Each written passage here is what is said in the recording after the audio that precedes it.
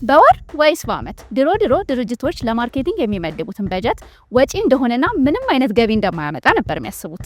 ዛሬ ላይ ግን ሁሉም ነገር ተቀይሯል። ድርጅቶች ምንም አይነት ጥሩ ፕሮዳክት ቢኖራቸው ማርኬት ካላደረጉት ምንም አይነት ጥቅም እንደሌለው ስለገባቸው እያንዳንዱ ከትንሽ እስከ ትልቅ ቢዝነሶች ፕሮዳክትና ሰርቪሶቻቸውን ማርኬት በማድረግ ተጠምደዋል። ይህም ለማርኬተሮች ትልቅ የሚባል የስራ እድል ፈጥሯል። በተለይም ራሳቸውን በልምድና በተግባራዊ ስኪል የሚያዳብሩ ማርኬተሮች የተሻለ እድል አላቸው። ሌላው የማርኬተሮች ትልቁ ቫልዩአቸው በጎን የተለያዩ ስራዎችን መስራት መቻላቸው ነው። አንድ ቦታ ፉል ታይም ሰራተኛ ቢሆኑ እንኳን ሌሎች ቦታዎች ላይ በፓርት እና በሪሞት ስራዎች ተጨማሪ ገቢዎችን ያገኛሉ። ያው ይሄ በቀላሉ የሚመጣ አይደለም። ራስን በደንብ በማስተማርና የተለያዩ ፕሮጀክቶች ላይ በመሳተፍ ልምድን በማዳበር የሚመጣ ነው። ዛሬ ላይ ደግሞ የመማሪያ መንገድ ማግኘት ያን ያህል ከባድ አይደለም።